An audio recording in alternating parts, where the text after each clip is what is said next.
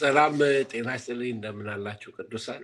በመጨረሻው ዘመን እውቀት ይበዛል የሚል ነገር ተነጋግረን ከዛ እውቀት መብዛት ጋር አብረን አንዳንድ ምሳሌዎችን ሰጠው። ስለ ኤአይ ሰጣሁኝ። ብዙ ሰዎች ኢንትረስትድ ነበሩ። አርቲፊሻል ኢንቴሊጀንት ወይም ደግሞ ሰው ሰራሽ ተክህሎት ብለውታል በአማርኛ። ሰውን የሚተካ ሰውን መኮረጅ የሚችል አቅም ያለው ብዙ ዳታ የዓለምን ኮምፒውተሮች ሁሉ በሰከንድ ፕሮሰስ አድርጎ ብዙ ነገር ማድረግ የሚችል አንድ ወንድም ጻፈልኝ ከአዋሳ አካባቢ። ድሮ ህንድ ሀገር የዩኒቨርሲቲ ውስጥ ይማር ነበር እና ፒኤችዲን ሲሰራ ምን አለኝ፣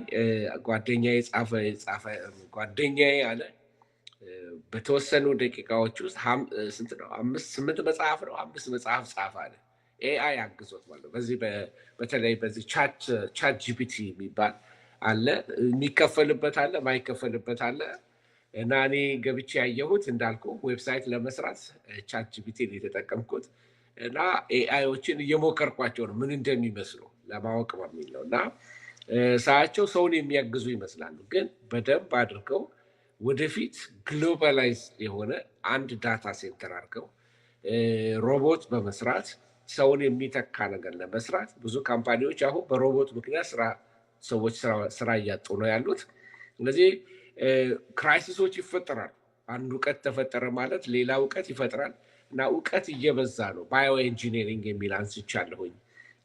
ናኖ ቴክኖሎጂ፣ በተለይ ናኖ ቴክኖሎጂ ማለት ሚኒቸራይዝ ማድረግ። ለምሳሌ በጣም ትልቅ የሆነው ድሮ የነበረውን ስልክ ታስታውሳለህ? እና ስልኮች እንዴት እየተቀየሩ መጥተው አሁን ምን እንደሚሰሩ ውስጣቸው መጽሐፍ ማንበቢያችን ናቸው፣ ዳታ የምንይዝባቸው ናቸው፣ ካሜራዎቻችን ናቸው፣ ስልክ የምናወራባቸው ናቸው። ሁሉን ነገር ትንሽ ኮምፒውተር ሆኗል። ናኖ ቴክኖሎጂ ኦልሬዲ ጀምሯል። ግን ከዛም ያለፈ በሰው ደም ስር ውስጥ የሚገቡ የሰውን ሃርት ቢት ያለ አይደለም ገብተው ማየት የሚችሉ እና አንዳንዶቹ በሰው ውስጥ ሆነው እንደውም ቀድሞ ይሄ እንግዲህ ወደፊት ይሆናል ብለው የሚያስቡት ነው።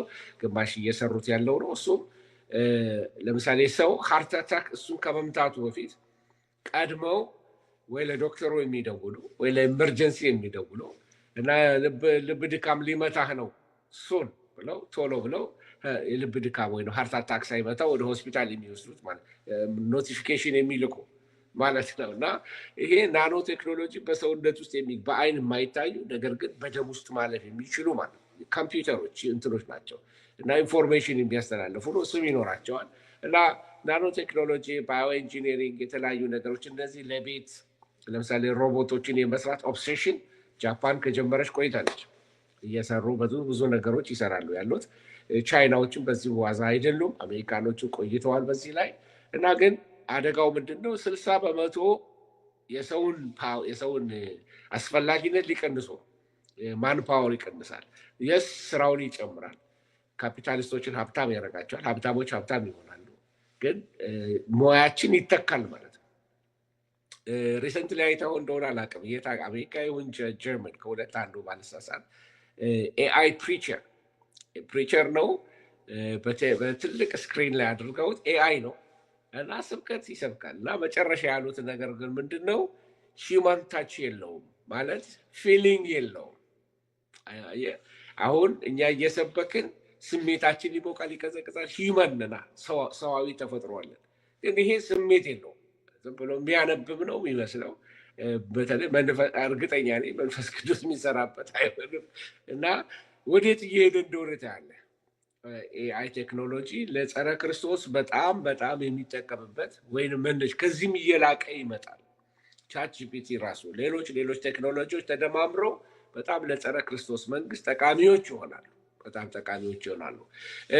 ይሄንን ካልኩኝ ስለ አርቲፊሻል ኢንቴሊጀንስ ወደ ጥያቄው ልምጣና አሁን በዚህ አስጨናቂ ዘመን ነው ተስማምተናል። አስጨናቂ ዘመን እንዲመጣ ይሄንን ወቅ ፐርሊየስ ታይም በጣም አስጨናቂ ዘመን ይመጣል እና አሁን ኦልሬዲ የመጡት ጫር ወይንም ደግሞ ጅማሬውን እናየዋለን። ሰዎች በጭንቀት የአእምሮ በሽታ ባለፈው ሳምንት እንዳልኩት የአእምሮ በሽታ በዓለም ላይ በጣም እየገነነ መጥቷል።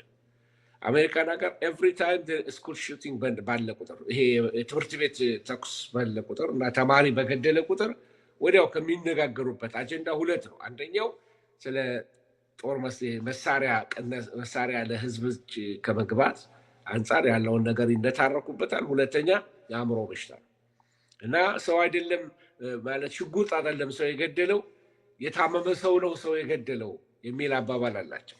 እና ይሄ ብላችሁ ምንድነው የአእምሮ ጭንቀት እየጨመረ ነው ያለው። ሰዎች የሁሉ ቴክኖሎጂ አለ ስቲል ብቸኞች ናቸው። የሁሉ ቴክኖሎጂ እየተሰራ ነው ስቲል አመጽ አለ፣ ስቲል ኃጢአት አለ፣ ስቲል ወንጀል አለ። ያችሁ ካሜራ ሰራን ማለት ኃጢአት ይቆማል ማለት አይደለም። በካሜራ በየመንገዱ ተተከለ ማለት ኃጢአተኛ ኃጢአቱን መስራት ያቆማል፣ ወንጀለኛ ወንጀሉን መስራት ያቆማል ማለት አይደለም። ስለዚህ የሰው ተፈጥሮ መፍትሄ ከምድር አይገኝለትም። ቴክኖሎጂዎች ኃጢአትን ማስወገድ አይችሉም።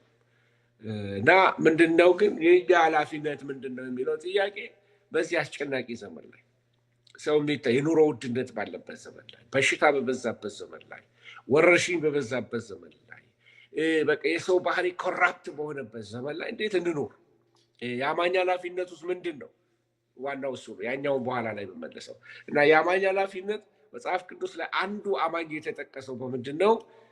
በልጅነት ነው የተጠራው። የእግዚአብሔር ልጅ ነው አማኝ። ይህን በጣም ሲምፕል እውነት ይመስላል፣ ግን መረዳት ያለብን ምንድን ነው? ልጅ ከሆንን የአባትን ምሳሌ እንከተላለን። ስለዚህ በጨለማ ዘመን ውስጥ ሌሎችን ማስተማር የምንችል መሆን አለብን። ለሌሎች ኤግዛምፕል መሆን አለብን። በሚያስጨንቀው ዘመን ላይ ሰው ሲጨነቅ አብረን የምንጨነቅ፣ ሰው ይውደም ሲል አብረ ይውደን ማለት፣ ሰው ሲራገም አብሮ መራገም የልጅነት ባህሪ አይደለም። ልጆች አባታቸውን ይመስላሉ። አባታችን ፍቅር ነው። በፍቅር ልንመላለስ ይገባናል። ስለዚህ አማኝ አንዱ የተጠራበት ነገር ምንድን ነው? ልጅ ሆኖ ምሳሌውን መከተል፣ የጌታን ምሳሌ መከተል፣ እንደ ጌታችን መሆን፣ አረማመዳችንን ከጌታ ጋር ማድረግ የመጀመሪያውን ኃላፊነታችን እሱ ነው። እንደ ሰው ጌታችን ኢየሱስ ክርስቶስ ከተጠራበት ሁለት ስሞች አሉ። የሰው ልጅ፣ የእግዚአብሔር ልጅ ተብሎ ተጠርቷል።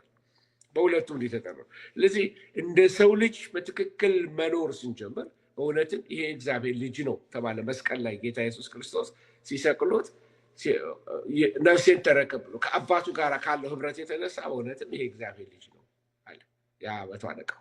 ስለዚህ እንደ ሰው ልጅ ጤነኛ ህይወት መኖር አለብን። የሰው ልጅ ስለሆንን ዝናብ ይመጣናል። የሰው ልጅ ስለሆንን ነገሮች በህይወታችን ላይ ይመጣሉ።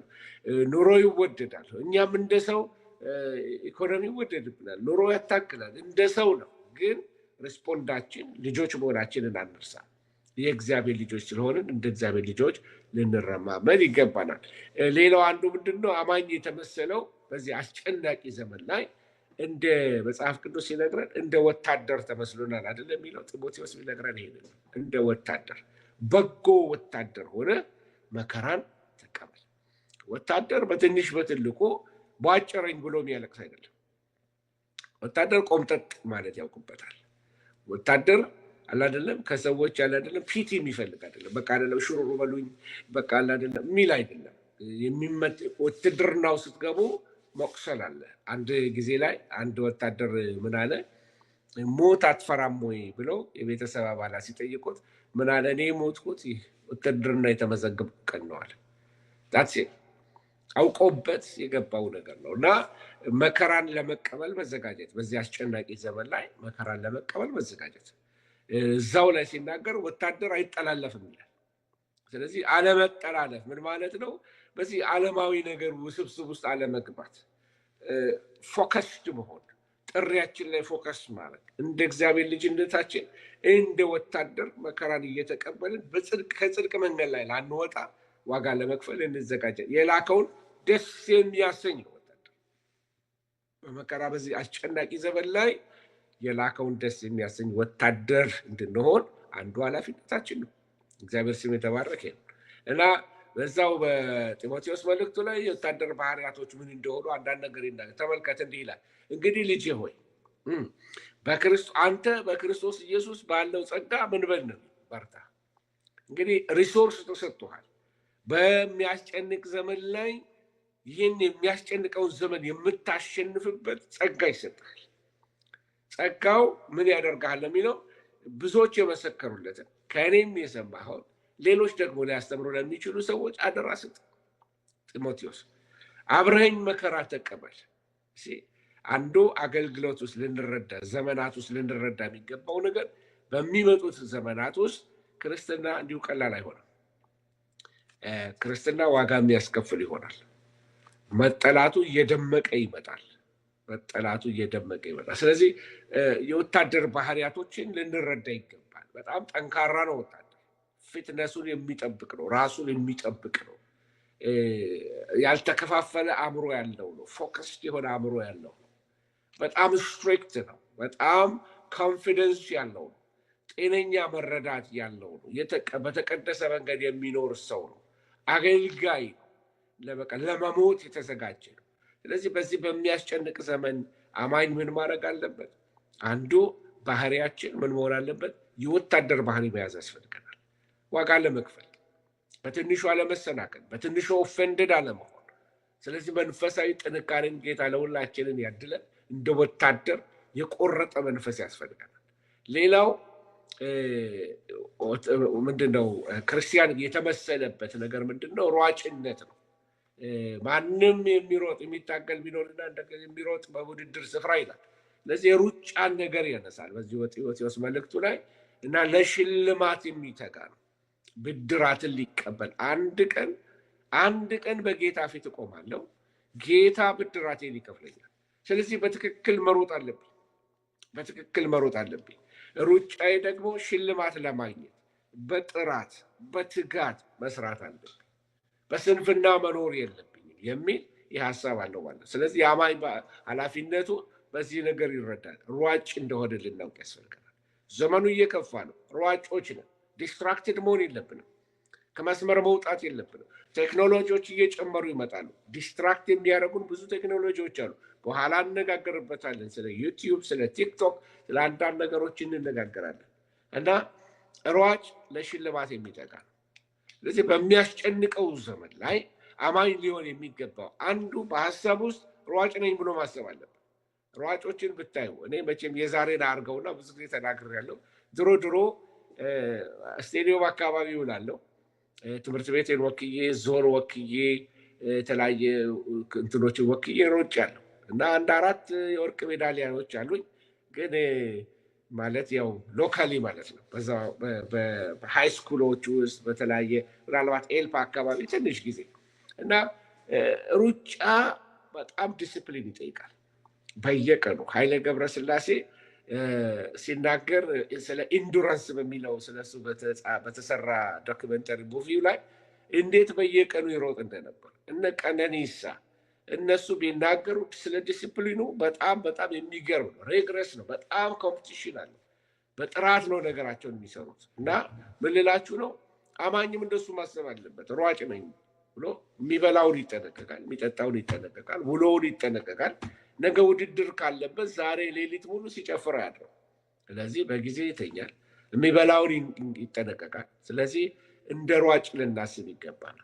ሌላው ደግሞ አማኝ ሊያስብ የሚገባው እንደ ገበሬ ማሰብ አለበት። በዚህ በሚያስጨንቅ ዘመን ውስጥ እንደ ገበሬ ምን ለማድረግ? ይሄ ኦፖርቹኒቲ ነው።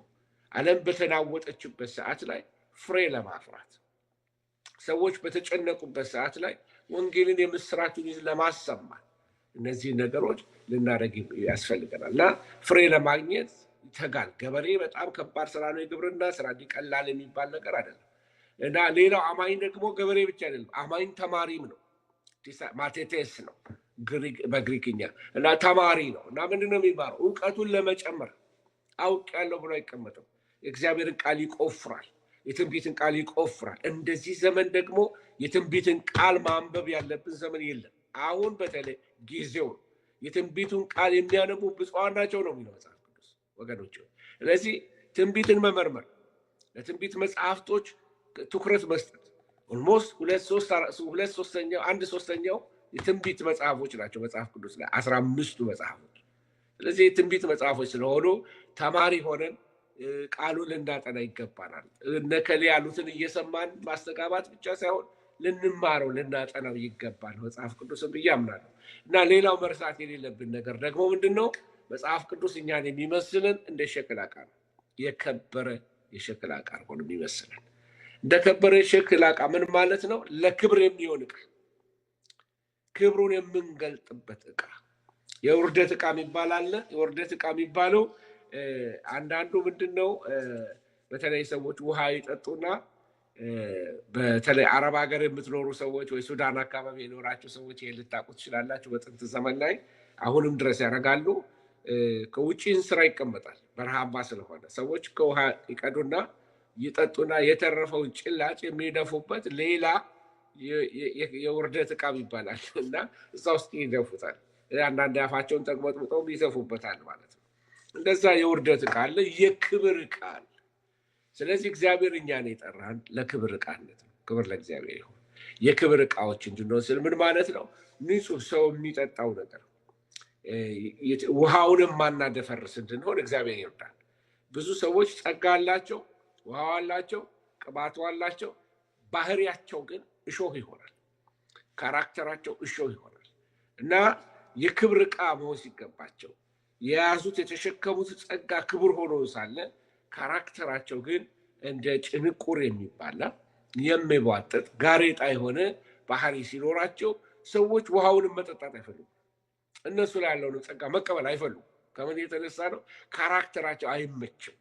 አያችሁ፣ ለጸጋው እንቅፋት በራሳቸው ሆኑ። እነዚህ ሰዎች ብታይቋቸው በቃ አሳደዱኝ እንዲያሉኝ ይላሉ። ግን ትልቁ አሳዳጃቸው የራሳቸው ካራክተር፣ የራሳቸው ባህሪ፣ ያልተሰራ ያልተሞረደ ማንነታቸው ጸጋቸውን ሲከለክል ትመለከታላችሁ።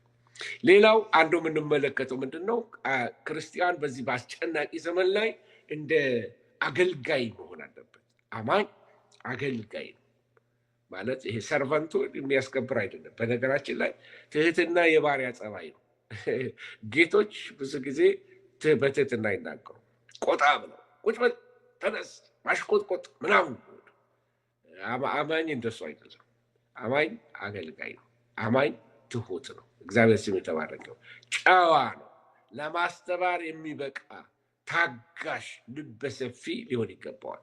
ስለዚህ በዚህ ትውልድ መካከል በሚያስጨንቀው ዘመን መካከል እንዴት ነው መኖር ያለብን? እንደ አገልጋይ። በሚያስጨንቀው ዘመን ላይ እንደ አገልጋይ መኖር። ካራክተራችን ወሳኝ ነው። አተሴም ታይም ደግሞ የተጠራ ነው ለማገልገል ስለሆነ አንዳንድ ጊዜ እያገለገልናቸው ማይመቹ ሰዎች ሊኖሩ ይችላሉ። በባህሪያቸው ባካሄዳቸው ምንም ማይመቹን ሰዎች አሉ። ብዙ ጊዜ ምሳሌ እሰጥበታለሁ። አንዲት የሚያስቅ ንግግር ስለተናገረች ነው፣ ስለ ራሴ ለመናገር አይደለም። ክብር ለእግዚአብሔር ነው። አንድ ወቅት ላይ ጸሎት ላይ ለምን ስም የልጄ ስም አልተጠራም? የልጆች ስም ሁሉ እየጠራው ጸለይኩና የእሷን ልጅ ስም አልጠራሁም እና ለካ ታይፕ የሚያደርገው ሰው ረስቶታል እና መጨረሻ ላይ በቃ በጣም በቃ ምንድነው የሚባለው በሀገራችን ከፍ ዝቅ የሚባል ታውቃላችሁ? ከፍ ዝቅ አድርጎ ተናገረኝ ይባላል። በቃ በጣም ተበሳጨችብኝ፣ ያዘነችብኝ፣ ተቆጣች እና ፋይናሊ ግን ከስንት ጊዜ በኋላ ታይፕ ያደረገው ሰው እሷ የምታውቀው በጣም የእሷ ወዳጅ ነው በቃ እና ፓስተር አስፋው እኮ እኚህ ጸፍኩትን ነው የሰጠሁት ሲላት የባሰሶ እንዴት የኔ ልጅ ረሳኸው አለችው። ረስቼ ነው አላት። አንተ 11 የክሬዲት ካርድ ቁጥር በቃል የምታውቅ ሰው እንዴት የልጅ ስም ጠፋ ብላ ቁጣዋ ወደ እሷ ለመጨረሻ ላይ ብላለች መጣ ፓስተር ያኔ እንደዚህ ተፈጥሮ እኔ አንተን ነው የተቆጣሁት፣ ግን ያኔ ከፊቴ ዝም ብለህ ዞር አልክ እና አንተ እጅህን አይደለም እግርን ጭነህ ብትጸልይብኝ እሰማሃለሁ አለች እና አባባሏ ነው ያሳቀኝ። እና እግር ባንጭንም ግድ የለም እጁን ከተቀበሉን ይበቃል። ግን አንዳንዴ ሰዎች ይገፉንና ካራክተራችንን ያያሉ። ክፉ አፕሮች ያደረጉንና ልባችን ስፋት መጨረሻ ያሸንፋቸዋል እና እግሩንም ቢጭንብኝ እሰማዋለሁ አለች እና ምን ልላችሁ ነው? አገልጋይ ካራክተር ወሳኝ ነው፣ በጣም ወሳኝ ነው እና በዚህ በሚያስጨንቀው ዘመን ላይ ለተጨነቀው ወንጌል ከመስባካችን በፊት ካራክተራችንም ሊሞረድ ያስፈልገዋል። አንዱ እሱ ነው። ለማስተማር የሚበቃ ታጋሽ መሆን አለበት ይላል። ስለዚህ አማኝ እንደምንድን ነው አልኳችሁ። እነዚህ አሁን የነገርኳችሁ ለመከለስ ያህል እንደ ልጅ ነው። አማኝ እንደ ወታደር ነው። አማኝ እንደ ሯጭ ነው። አማኝ እንደ ገበሬ ነው። አማኝ እንደ ተማሪ ነው። አማኝ እንደ ሸክላ ዕቃ ነው፣ የክብር ዕቃ ነው። አማኝ ደግሞ እንደ አገልጋይ ነው። በዚህ ውስጥ ምን መሆን አለበት? የአማኝ ኃላፊነቱን ሊወጣ ይገባል። ክርስቶስን ማሳየት አለበት። ክርስቶስን ማብራት አለበት። የሚያስጨንቅ ዘመን ነው። የስ እየከፋ ይሄዳል ዘመኑ። የስ የሚታየው ሁሉ እንዲህ ነው። አዎ፣ ግን እኛ ወደ ራሳችን ቆመን ማንነታችንን ማወቅ። ልጅ ነኝ እኔ፣ ወታደር ነኝ እኔ። የስ ከባድ ዘመን ነው። የስ ሯጭ ነኝ እኔ፣ እንደዚህ ካለው ጋር ልተባበርም። የስ ተማሪ ነኝ፣ አሁንም የእግዚአብሔርን እውቀት እጨምራለሁ። ዘመኑ ከፍቷል። የስ ገበሬ ነኝ፣ አርሳለሁ፣ እሰራለሁ፣ ተጋለሁ። ተስፋ የሚያስቆርጥ ነገር አለ። አዎ፣ ቆማለሁ። የክብር ዕቃ ነኝ፣ የሸክላ ዕቃ ነኝ፣ አገልጋይ ነኝ፣ ዝቅ እላለሁ ብሎ አገልጋይ ለዚህ ማለት ክርስቲያን በዚህ ነገር ልቡ ሊሞላ ይገባል ብዬ አስባለሁ። እና አይ ቲንክ ረዘም ማረኩበት የመጀመሪያውን ጥያቄ። አይ ጥሩ ነው። ያንተ እንትን አድርገውን ምንድን ነው እዚህ ጋር የሚጠይቁ ሰዎች አሉ፣ በዛው ትመልስላቸዋለህ። ፋስት እና ደጋግሞ ስለጻፉ ነው ፋስት ፕሮግራማችን ፕሬየር ታይሙ መቼ ነው የሚል ነገር አለ። እሱን ትመልስላቸዋለህ። ግን አንድ ጥያቄ ልጠይቅህ ነው። ምንድን ነው ስለ ካራክተር ስትናገር ነበር እና በጣም ተቻረገኝ። ማለት እሱ ላይ ቆምኩኝ ስላልሰማሁም ሳይሆን እዚህ አእምሮዬ ላይ በጣም እንትን ሆነ። ይሄ የካራክተር ጉዳይ በጣም አስቸጋሪ ነው። አሁን ባለንበት ዘመን ካራክተር የሚባለው ሙልጭ ብሎ የጠፋበት፣ ሰው እንደው በእውነት በጌታ ነው እንደ የምትለው አይነት ነው። በጌታው ነው እንዴት እንዲህ ያደርጋል ነው የምትለው። ስድድቦቻችንን ስታይ በየሚዲያው ላይ የምናደርጋቸው እንትኖች ያስደነግጣል። እና ምን ያህል እንደራቀን የካራክተር ችግር በጣም ቤተክርስቲያንን እያናወጠ ሼክ እያደረገ ያለበት ጊዜ ነው። እኔ ፓስተር የሚመስለኝ አስተምሮታችን ነው። ትምህርቶቻችን ሞር ሪላክስ የሚያደርጉ እንዳንጠነቀቅ የሚያደርጉን ይመስለኛል። አስታውሳለሁ ፓስተር አንድ ጊዜ አንድ መስሪያ ቤት ሰራ ነበር፣ በርና መስኮት የሚሰራበት መስሪያ ቤት ሰራ ነበር እና በር እየሰራሁኝ በጣም በጥንቃቄ ነበር የምሰራው። ለ3 ወር ለ4 ወር በጣም በሚገርም ሁኔታ በር መስታወት ሳልሰብር እሰራ ነበር። አንድ ቀን መስታወት ሰበርኩ ማለት ነው።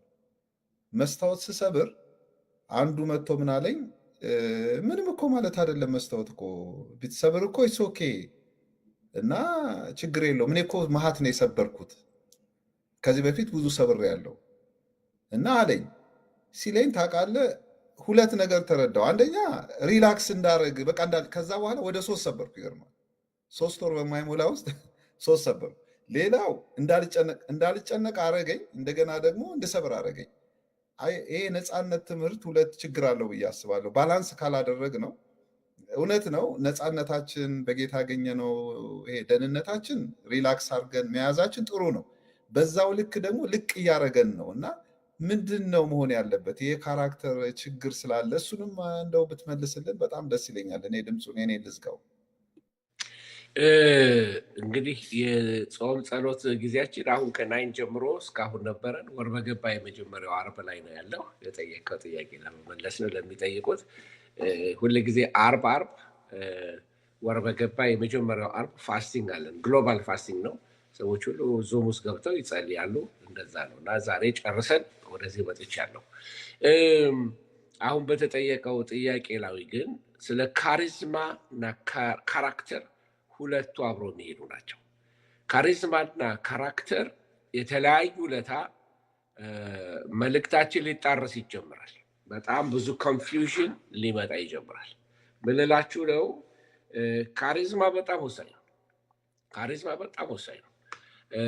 እግዚአብሔር ካሪዝማ ይሰጣል፣ ጸጋ ስጦታ ይሰጣል። ካሪዝማታ የሚላል ቃልና ግሬስ ሜድ ስፔሲፊክ። አሁን የመስበክ ስጦታ፣ የራእይ የመናገር፣ ትንቢት የመናገር የተለያየ የጸጋ ስጦታ ጌታ የጸጋ አምላክ ነው፣ ይሰጣል። ለጋስ ነው። ክብር ለእግዚአብሔር ይሁን እና ካራክተር ግን ተሰርቶ የሚወጣ ነው። ካራክተር እንደ ጸጋ ስጦታ ከሰማይ ዱብ የሚል አይደለም እና ሰውየው ጸሎት ጸለየ ይባላል እና ጸሎቱን ምን የሚለው ጌታ ሆይ ጊቭ ሚ ፔሽንስ ራይት ናው፣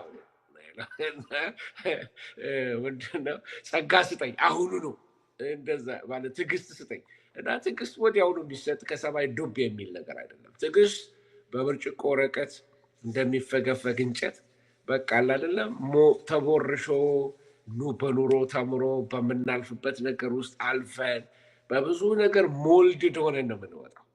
አያችሁ እና የምናልፍበት ነገር ይሰራናል ካራክተራችንን እና ባህሪ ነገር ወሳኝ ነው። በዚህ ዘመን አንዱ ትልቁ ቻሌንጅ እሱ ነው ይለናል ካሳሁን። ዊዝ ራይት። ምንድነው የዘመናችን የቤተ ክርስቲያን ትልቁ ተግዳሮቷ ይሄ ነው። ኦፍኮርስ ትልቁ ተግዳሮቷ ነው። ሰዎች ካራክተራቸው አስደንጋጭ የሆነ እንኳን አገልጋይ አይደለም ምዕመን መሆናቸው የምትጠራጠራቸው ሰዎች ማለት ነው። እና አንድ ጊዜ አንድ ሰባኪ ሲሰብኩ ነው የሰማኋቸው። ምን አሉ? በቃ ወጣት ነው ተነስቶ አውቶቡስ ሙሉ ፒክኒክ ይሄዳሉ እና ቸርቹ እና ቆሞ በቃ ጆክ መናገር ጀመረ። እንደ ኮሜዲ የሚያስቅ ነገር ይናገራል እና ሲናገር የሚያስቃቸው ነገር ብዙ ነገር ነውር ያለበት ምንድነው? ሰነፍ በኃጢአት ይስቃል ይላል መጽሐፍ ቅዱስና አንዳንድ ጊዜ የሰነፍ ቀልዶች፣ የሰነፍ ጨዋታዎች አንዱን የሚያዋርዱ፣ አንዱን ዘር የሚያንጓጥጡ፣ ሌላውን በሌላው ስሜት ላይ እየተረማመዱ የሚቀለዱ። እኔ አሁን አይመቸኝም ይሄ ፕራንክ ምናምን የሚባል ነገር አይመቸኝም። ይቅርታ፣ ይሄ እኔ እንትን ነው። አጉል ቧልትና ፌዝ በቤተ ክርስቲያን ውስጥ እየበዛ መጥቷል እና እነዚህ ቧልትና ፌዞች መድረኮቻችንንም እያያዙ ነው ያሉት። አጉል ቀልዶች እየበዙ ነው ያሉት። መዝናኛ ክለብ ይመስላሉ። እና አንድ ማስታውሰው ሰባኪ በቅዱስ ቁርባን ሲቀልድ አየሁት እና አስበው ከተለያየ እምነት ሰዎች ያዩናል እና ኦንላይን ወጥቶ ቅዱስ ቁርባን ክራከሩን አንስቶ እንደዚህ እያለ ጥርሱን እንደዚህ እያለ ካቶሊኮች እንደዚህ ምናምን እያለ እሱ ነፃ መሆኑ ነው። ሰው ደግሞ ይስቅለታል እና በጣም ነው የሚያሳዝን። በጣም የማይቀለዱበት ነገሮች አሉ። በመስቀሉ ስራ ላይ ልንቀልድ አይገባም። ፌዘኝነት ቤተክርስቲያን እየሞላ ነው ያለው እና ሰባኪዎቻችንም ጆክ በቃ ኮሜዲያን መሆን ፖፑላሪቲ ለማግኘት እና አንዳንድ ሰዎች በእርግጥ ተሰጥኦ ያላቸው ሰዎች አሉ። እንዲሁ ሲናገሩ እያሳቁ የሚናገሩ ሰዎች አሉ። ግን ቁም ነገሩን አይለቁትም። አላማቸው ለማሳቅ ሳይሆን ፖይንት ለማድረግ ነው። እነሱን አልቃወማቸውም። ኤክስፕሬሽን ነው፣ ጊፍት ነው። ራሳቸው ጊፍተድ ናቸው። ለዛ ባለው መንገድ የሚናገሩ ሰዎች አሉ። ሁላችንም ግን እንደዛ የለን። አንዳንድ ቆምጠጥ ብለን የምንናገር ሰዎች አለን። ምንም ማድረግ አይቻልም። እኔ አይ ዶንት ሃቭ ቱ ቢ እንደ ሌላው ሰው እንደሚያስቀው ሰው መሆን የለብኝም። ሰው እኔን እንዲሰማኝ ጌታ ራሱን በእኔ ሁኔታ ነው ሊገልጥ የሚወደው። ስለዚህ ካራክተር ብዬ ስናገር ግን የአፍራሽ ካራክተሮች አሉ። በቤተ ክርስቲያን አፍራሽ ካራክተሮች ተውሶ አለመመለስ፣ የሰው ዕቃ ወስዶ የሰው ገንዘብ ወስዶ እመጣለሁ ብሎ አለመምጣት፣ የሰው መጽሐፍ ተውሶ አለመመለስ፣ አላደለም በሌብነት እየተከሰሱ አላደለም እንደዛ አይነት የቤተክርስቲያን ገንዘብ ማጉደል፣ ይሄ ትንሽ እንትን ነው። በሌላም ነውሮች እና እንደዛ አይነት ነገሮች ካራክተርን ያሳያሉ። ሰው የሚፈራቸው ሰዎች አሉ። አሁን ቸርች ውስጥ በጣም የሚፈሩ ሰዎች አሉ። ቁጠኛ አገልጋዮች አሉ። ደም ፍላት ያለባቸው። ይሄ አጋንንት እኮ ነው። አንዳንዱ ሳይመረመር ያለፈ እሳት በሌለበት ዘመን ስለመጡ ነው መሰለኝ። አንዳንዶቹ ሳይመረመር ያለፈ ጂኒ ነው፣ ደም ፍላታም አገልጋይ። በምን ታምር ነው ዕቃ የሚሰብር አገልጋይ? በኢየሱስ ስም እግዚአብሔር ይገስጸው እንዲህ አይነቱ መንፈስ ነው ወይ እና የማይሆን ነገር ሚስቱን በጥፊ እያላጋ የሚያገለግል አገልጋይ። ይሄ ካራክተሩ ብልሹነት ነው። ይሄ የመስቀሉን ቃል በስርዓት ሳይማሩ ደቀ መዝሙር ሳይሆኑ፣ ቅድም በጣም ትክክል የተናገርከው ወንጌላዊ ተክሉ፣ ስላላስተማር ናቸው ከታች የሚመጡት። ዝም ብለው በቃ አገልግል በቃ ቤተክርስቲያን ላለ አይደለም አገልግል በቃ ግብ አገልግሎት ተሰለፍ እዚህ ጋር። በተለይ አንዳንድ አብያተ ክርስቲያናት ሰው የሚይዙት በአገልግሎት እንዴት? ምክንያቱም በኋላ ተመልሰው ቸርቹን የሚበጠብጡ እነዛ ናቸው። ለሚቴል አንዳንዶቹ ለዘመናት ለእግዚአብሔር ቤት ኖረዋል። ካራክተራቸው ትንሽ ይሄ ኢጎ አላቸው። ካልተሰማው እኔ ሽማግሌ ካልሆንኩ እኔ አለቃ ካልሆንኩ የሚል ካራክተር አላቸው። ያልሞተ ማንነት አላቸው። ወንጌል የሚገልህ ነው። አንተን እየገደለ ክርስቶስን ሕያው የሚያደርግ ነው። እኔነትን የሚገድል ወንጌል ነው ጤነኛ ወንጌል። ይሄ እንደ ሞቲቬሽናል ስፒኪንግ ዩ አር እንደዚህ አንተ እንደዚህ ዩ አር ሳምበዲ እያለን ያሳድግ ጥሩ አይደለም። የክርስቶስ ወንጌል አንተን እየገደለ በአንተ ውስጥ ክርስቶስን እያወጣ እያደመቀ የመስቀሉን ቃል የሚያደምቅ ነው እንጂ እኔነትን ኤግዞልት የሚያደርግ እኔነትን የሚያደምቅ። ከዚህ የተነሳ ነው አሁን ጉባኤ መካከል ሰዎች ስማቸው ካልተጠራ ያኮርፋሉ፣ አንቱ እንዲባሉ ይፈልጋሉ፣ እንዲነገርላቸው ይፈልጋሉ፣ እንደዚህ ተደረገ እንዲባል በቃ እነሱን የአፕሪሺየት እያደረገ እንድንኖር እየተለማመጠ እንድንኖር ነው። ሰው መሞት አለበት። አገልጋይ ራሱን መካድ አለበት። አገልጋይ መሞት አለበት። ይሄ ቀላል አይደለም። መሞት ከባድ ነው። የውሃ ጥምቀት ስናደርግ አስታውሳለሁ። በስደት ዘመን ላይ ሞቱን በሚመስል ሞት ትንሣኤውን በሚመስል ትንሣኤ አይደለም የሚቀብሩን እና የሚቀብሩኝ አባት ውሃ ውስጥ ሲከቱኝ በጣም ካስቸገረኝ ነገር አንዱ ሁሉ ነገር የገብቶ አንገቴ መግባት በጣም ተፈተንኩ። የሚያፍነኝ መሰለኝ እና በትግል እንደምንም ገፉኝ እና ግማሽ ከገባው በኋላ ፊት ያልገባ ሲላቸው ውሃ አንስተው ፊት ላይ ያደረጉብኝ እና ሙሉ ተቀበር ነው። እና ምን ልላችሁ ነው፣ ያልሞተ ሰው ሲያገለግል እኔነቱን ነው የሚያሳየው። መልእክቱም የእኔነት ወንጌል አገልግሎቱ ሲያፎካክር፣ አገልግሎቱ ሲቀና፣ በተሳካለት አገልጋይ ቅናተኛ ይሆናል። እግዚአብሔር መንፈስ ይውጣው። ለምን ፕሮፐርሊ ዲሳይፕልድ አይደሉም። ከዚህ የተነሳ ዲስፕሊን የላቸውም እና ካራክተር እና ካሪዝማ ሲለያዩ አደጋለሁ እና ካራክተር ምን ይላሉ ፈረንጆቹ? ካሪዝማ አልቲቲዩድ ያወጣል፣ እንደ አውሮፕላን ወደ ከፍታ ያወጣል ይላሉ። ካራክተር ግን it will keep you there፣ እዛው እየበረርክ እንድትቆም ያደርግሃል ይላል። አለበለዚያ ካራክተር ከሌለ ካሪዝማ ብቻ ከወጣ በቃ ክራሽ ነው የምታደርገው እንደ አውሮፕላን ይላሉ። ስለዚህ ካራክተር እና ካሪዝማ ለመጨረሻዋ ዘመን ቤተክርስቲያን ክርስቶስን የምናሳይበት ነው፣ በኑሯችን የምንሰብክበት ነው። በቃ እውነትም ይሄ እግዚአብሔር ሰው ነው ይላሉ ሰዎች። እውነትም ይሄ እግዚአብሔር ሰው ያስታውቃል፣ ይሄ ፔንቴ ነው ይላሉ። እና በባህሪያችን የምንለይበት ነው። ባህሪ በጣም ወሳኝ ነው። ካራክተር በጣም በጣም ወሳኝ ነው። እንደውም ቤተክርስቲያን ፎከስ አድርጋ ልታስተምር ከሚገባው ነገር አንዱ የካራክተር ጉዳይ ነው። ካራክተር ጎስፕል የሚባላል እሱ ዋጋ ያስከፍለናል። እኔ በራሴ እንግዲህ ብዙ ጊዜ ዋጋ ያስከፍሎኛል። ስትገስጽ ለምሳሌ ሌብነትን ስትቃወም፣ ትዕቢትን ስትቃወም፣ ቅናትን ስትቃወም፣ ውሸትን ስትቃወም፣ ጉባኤ መካከል ውሸታሞች ካሉ የታነድዳቸዋል እና ታበሳጨዋቸዋል። ስለዚህ አይደግፉም፣ ይሰድቡሃል፣ ፖፑላር አትሆንም። ስለዚህ በጣም በቃ ሰይፍ ላይ ቆመህ ነው የምታገለግለው። ካራክተር ሞልድን የሚሆነው አንዱ ኮንፍሮንት በማድረግ ነው። ውሸታሙን ኮንፍሮንት በማድረግ፣ ሌባውን ኮንፍሮንት በማድረግ፣ በእግዚአብሔር ቃል ቦልድሊ ኃጢአትን በመገሰጽ ማስተማር ያስፈልገናል እና ዶንት ጃጅ የሚሉት አባባል አለ። ዶንት ጃጅ ኦፍ ኮርስ ዊ ዶንት ጃጅ፣ እግዚአብሔር ነው ፈራጅ። ግን ዊ ጃጅ ባይ ዘ ወርድ ኦፍ ጋድ፣ በእግዚአብሔር ቃል እንላለን፣ እንፈርዳለን። ይህ ኃጢአት ነው ማለት መኮንን አይደለም ሰዎች እና ብልሹነት በእግዚአብሔር ቤት ውስጥ እየበዛ መጥቷል። ብልሹነት አንዳንድ ጊዜ ከውጭውም የባሰ የሆነብን የመጣብን ቦታ አለ። አንድ ጊዜ ሰው ሊሳሳት ይችላል ስህተት ከሆነ፣ ግን ተጣብቆበት ባህሪ። አሁን ድሮ አንድ አዳር ጸሎት ነበረን አንድ ቦታ እና አዳር ጸሎታችን ላይ ማይቀር ሰው አለ እና ግን የሚታወቀው ከተማው ላይ እሱ በናይት ክለብ ይታወቃል። አዳር ጸሎት አይቀርም። አዳር ጸሎት ይመጣና ጌታ ሆይ ጻድቅ 7 ጊዜ ይወድቃል 7 ጊዜ ይነሳል እና ሁሉ ያን ጸሎት ይጸልያል እና አንድ ቀን ግን ማናገር ነበረብኝ። ውሎ ሌላ ቦታ ነው፣ ሳምንት ሙሉ ሌላ ቦታ ነው፣ ወራት ሁሉ ከተማውን የሚታወቅበት ነገር በቃ በዚህ አጉል ነገሮች ነው። ስለዚህ እችን ጥቅስ ይዞ ጻድቅ 7 ይወድቃል 7 ይነሳል።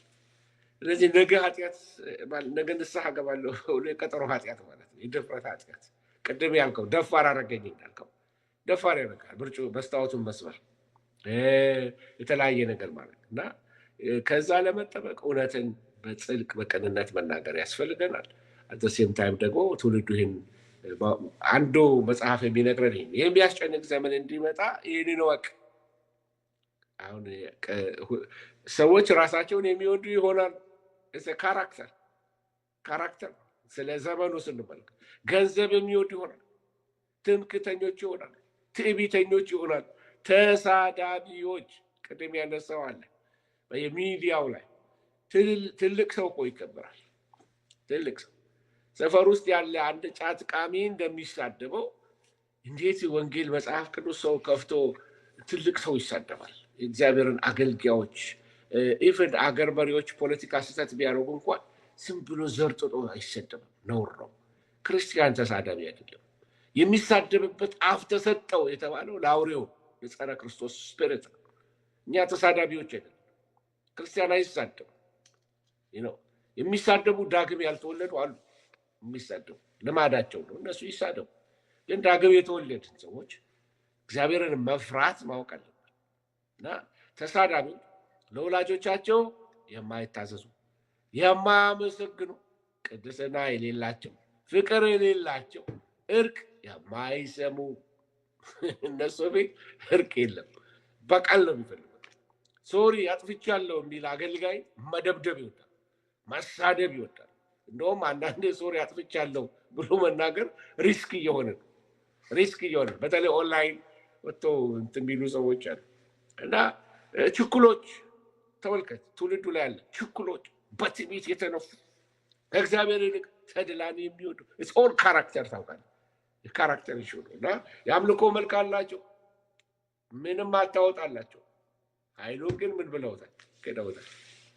ከእነዚህ ጋር ተወያይ አይልም። ከእነዚህ ደግሞ ራቅ። አቮይድ ነው። በቃ ምንም ከእነሱ ጋር ህብረት አይኖርህ። ተው። እነዚህ ሰዎች ኮንቴጂየስ ነው፣ ይጋባል። ገባ መቼም አይባልም እንጂ ተረቶቹ ያሉ አይደለም። ከምን ጋር ዋለች ምን ተምራ ትመጣለች የሚባል ነገር አለ። ኮንቴጂየስ ነው፣ ይጋባል።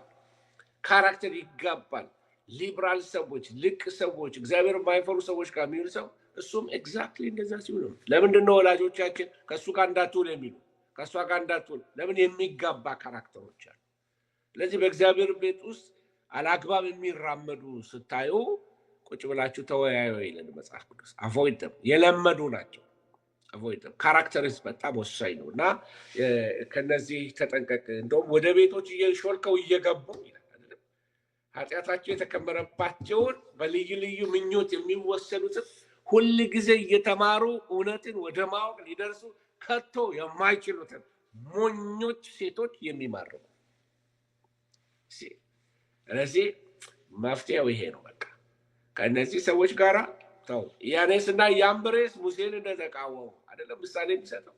ሙሴን እንደተቃወሙ እንደዚሁ ደግሞ አእምሯቸው የጠፋባቸው ሰዎች፣ ስለ እምነት የተጣሉ ሰዎች ሆነው እውነትን ይቃወማል። አሳልፎ የተሰጠ አእምሮ አንዱ እውነትን ሲቃወም ተዋል። ጽድቅን ሲቃወም፣ ቅድስናን ሲቃወም፣ እውነትን ሲጋፋ ትመለከተዋል። ካራክተር አደገኛ ነገር ነው። ካራክተር በመንፈስ ቅዱስ ሞልድድ መሆን አለበት።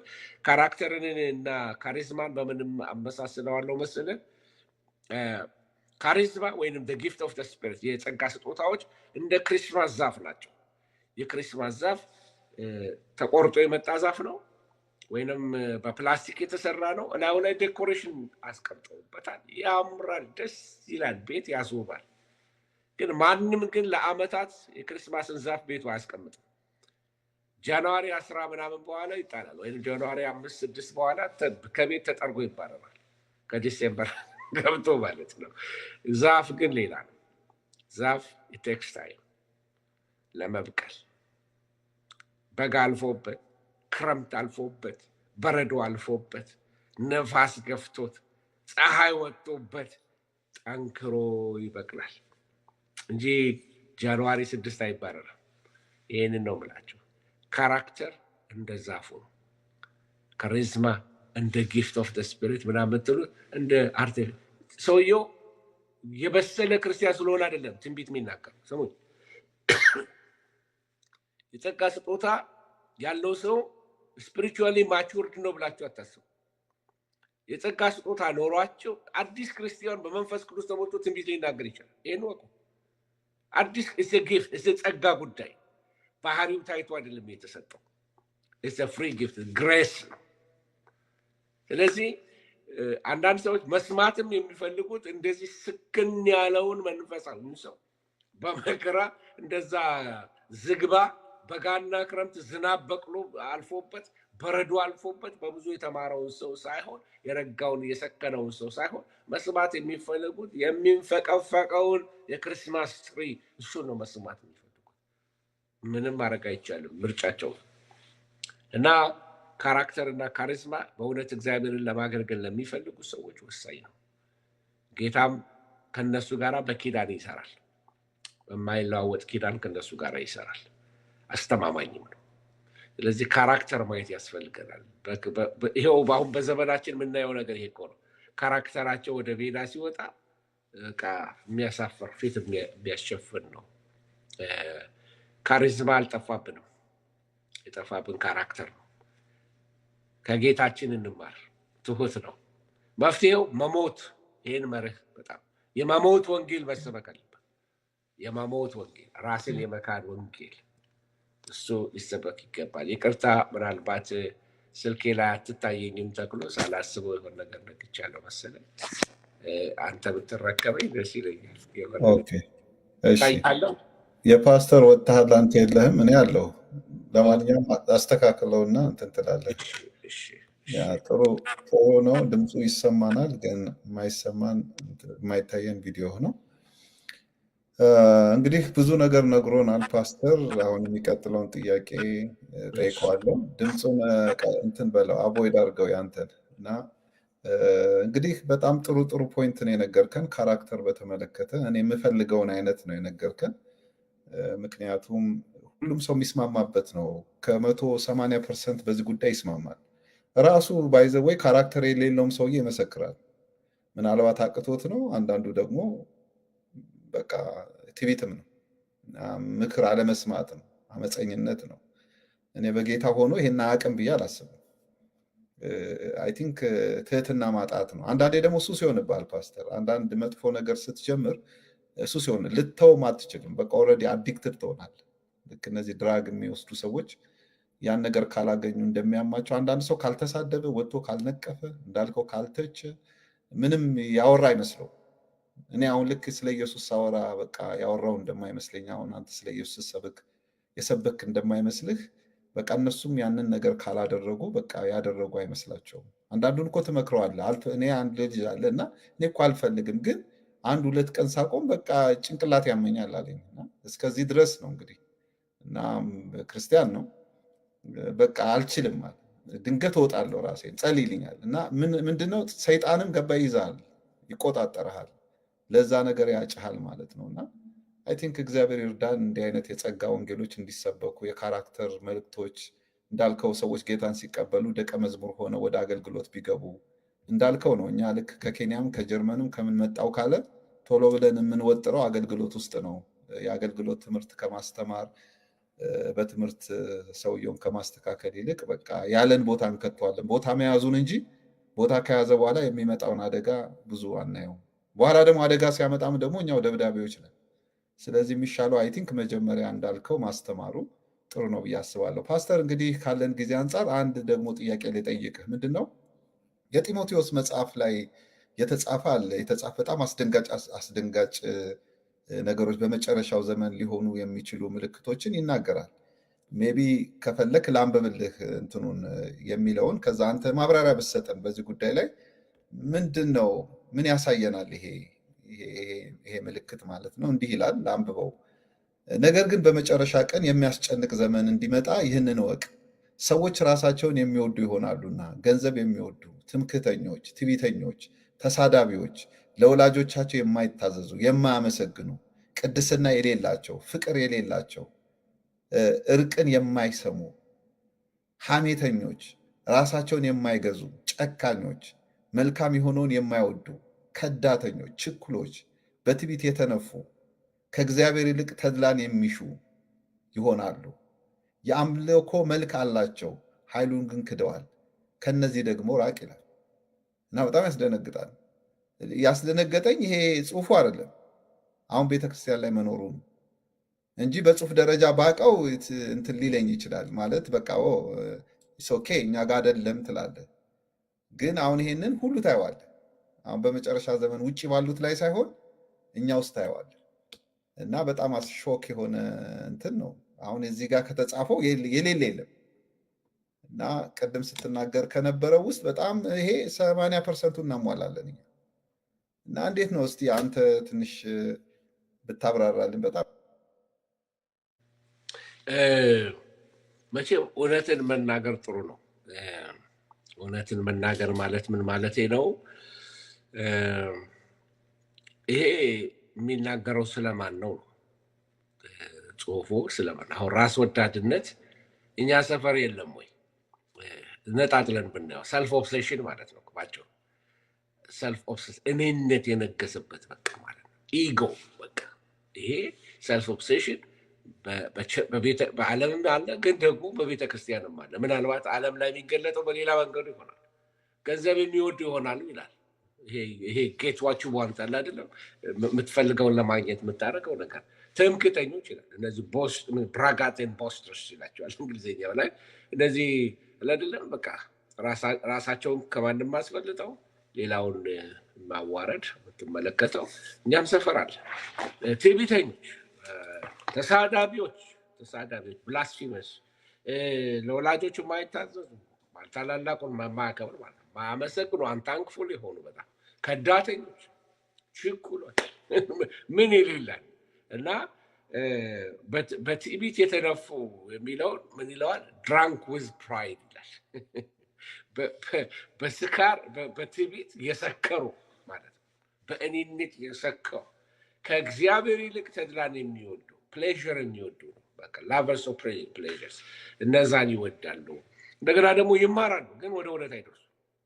እየተማሩ ወደ እውነት የማይደርሱ ማለት ነው። አልጠቀማቸውም። የሰሙት ቃል ከሰሚዎቹ ጋር ስላልተዋሃደ አልጠቀማቸውም።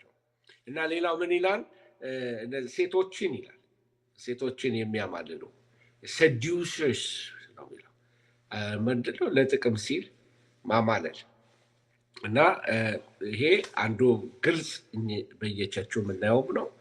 ሰዲውስ ማድረግ በሴቶቹ ብቻ ወንዶቹ ሰዲውስ የሚያደርጉ ብዙዎች ከሀገር ለመውጣት ሲሉ የሚያደርጉት ገንዘብ ያላቸውን ሴቶች በተለይ ከሚድል ኢስት አካባቢ ላይ እናገባሻለን እያሉ የሚያታልሉ ስንት ሚስት እያለው ከሚስቱ ጋር ተነጋግሮ ሌላዋን አግብቶ ሌላ ሀገር ሄዶ እንዲህ አይነት ማጭበርበር የሚደረግበት በቤተ ክርስቲያን ቅጥር ግቢ ውስጥ ሲሆን ምን አይነት ዘመን ላይ ደረስን ነው የሚያሰኘው። እና እግዚአብሔር እንዴት ምሕረት አብዝቶልናል በእውነት እንደው እንደ ሐናንያና እንደ ሰጲራ ዘመን እግዚአብሔር በዛ ስፒሪት መሀላችን እየሰራ ቢሆን ኖሮ በየሁዱ ቀብር እንሄድ ነበር፣ ፊኑራል ይሆን ነበር።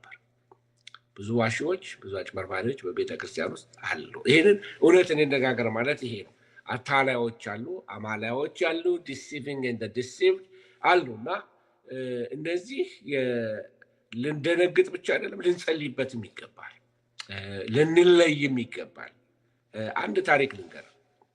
ልጅቷ አኳየር ናትና በጣም እግዚአብሔር የምትፈራ እህት ናት። በፐርሰናሊ አውቃታለሁ። በጣም እግዚአብሔር የምትፈራ እህት ናት እና ጨዋ እህት ናት።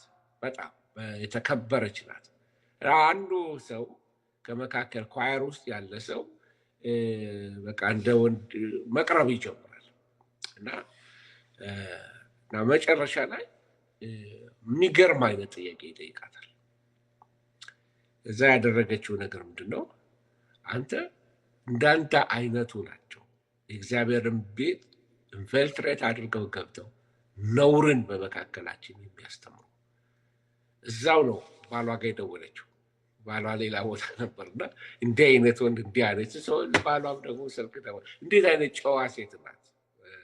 እዛው መልስ ሰጠችው። በጽድቅ ቃል የታነጸች ሴት ስለሆነ እግዚአብሔር የምትፈራ ሴት ናት። እንዲህ አይነት አባብሎ የሚገባ ምናልባት የተሻለ ኑሮ ይኖረዋል፣ መኪና ይኖረዋል፣ ቤት ይኖረዋል፣ ቢዝነስማን ሊሆን ይችላል። ይሴ ሆነ ብሎ ጨዋ ሴቶችን ፍለጋ ወደ እግዚአብሔር ቤት ኢንፊልትሬት አድርገው በምን ይገባል። አንዳንድ ደግሞ በወፍራም አስራት እያታለሉ ጉዳቸው የሚሸፈንላቸው ነውረኞች አሉ። እና እኛ በእግዚአብሔር ወንጌል ይሄንን ነገር ኤክስፖዝ ማለት ሲጀምር ማስተማር ስትጀምር ማስተማር ብቻ አይደለም፣ በጽድቅ መኖር መጠንቀቅ፣ አገልጋዮች መጠንቀቅ በጣም እኔ አሁን ከቢሊ ግርሃም ህይወት አንዱ ከተማርኩት ነገር ቢሊ ግርሃም በሄዱበት ቦታ ላይ የትም ቦታ ሲሄዱ ወይ ከሚስታቸው ጋር ናቸው ወይ ደግሞ አብሯቸው የሚሄድ የወርሺፕ ፒያኒስቱ ሰውዬ በርናርድ ሾው የሚባሉ ሰው ነበሩ። ምናምን ሾው ትክክለኛ ትልቅ ሰውዬ የሚዘምሩ እና ወደ እሳቸው ጋር በጣም የሚደረገው ጥንቃቄ ምስክርነታቸውን ፕሮቴክት ለማድረግ እና ምልህ አንድ ጊዜ ድሬዳዋ አካባቢ ነው አገልግዬ ሲጨርስ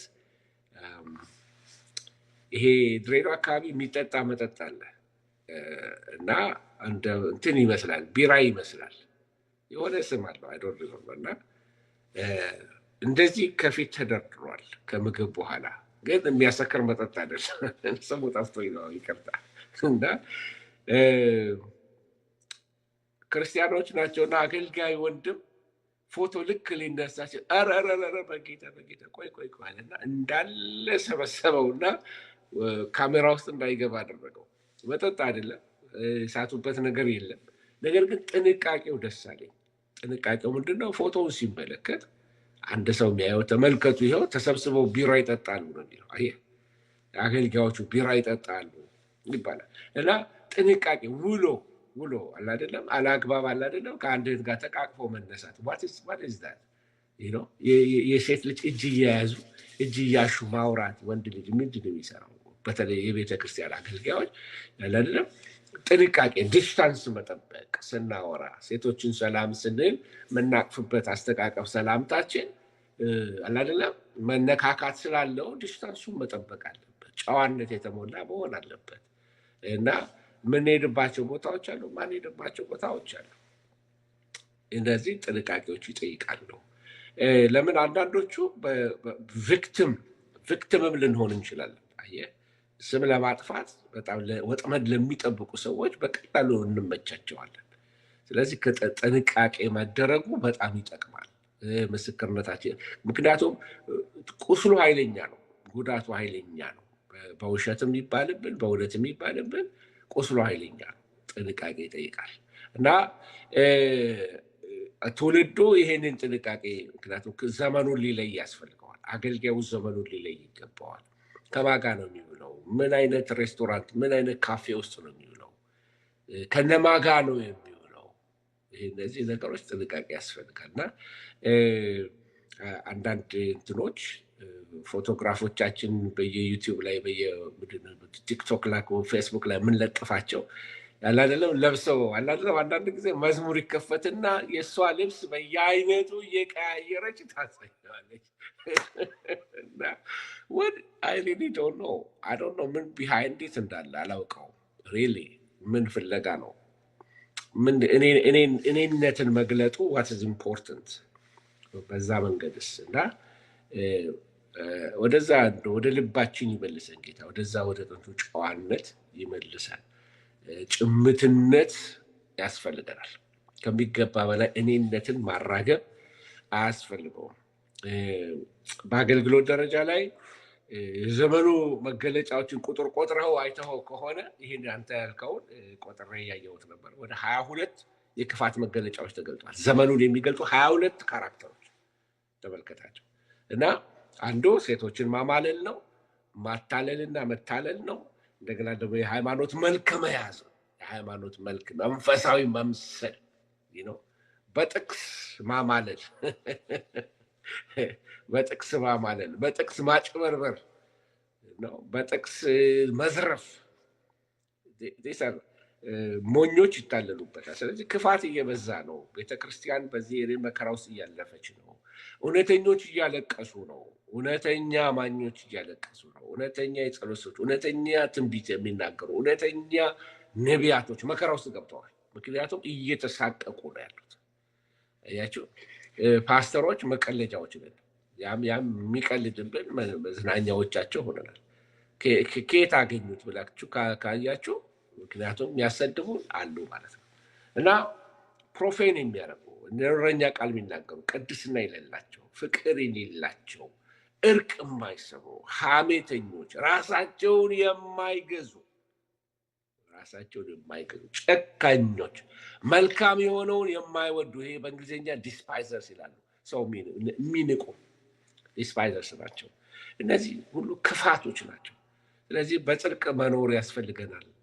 ለንጥቀት ብራዘር እነዚህ ነገሮች የሚያሳፍሩ አይደሉም። እነዚህ ነገሮች አያሳፍሩም። እነዚህ ነገሮች አደጋ ይፈጥራሉ ነው። ስለዚህ የነቁ የተዘጋጁ እነሱ ናቸው የሚነጠቁት። እና ዘመኑን አንዱ ስንመረመር ልንረዳ የሚገባው ነገር ካራክተራችን ነው። አዊ ሬዲ እውነት ተዘጋጅተናል? እውነት ጌታ ቢመጣ ለብሰናል? እውነት ጌታ ቢመጣ እያበራን ነው? ዘይታችን ሙሉ ነው? ስለ ራሴ ነው የማውቀው፣ ስለሌላ ሰው ነው። ስለዚህ ራሳችንን ልናይ ይገባል ብዬ አስባለሁ።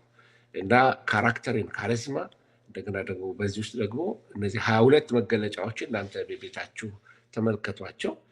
ምናልባት ምን እናድርግ ለሚለው ጊዜ ይኖረናል። ተክሎ ካለን ቀጥለው ጥቂት ደቂቃዎች የተወሰነ ደቂቃ ብናየው ጥሩ ነው። ምን እናድርግ የሚለውን ብናየው ጥሩ ነው። ጥሩ ነው። ያየህበት እይታ ያየህበት አንግል በጣም ቆንጆ ነው።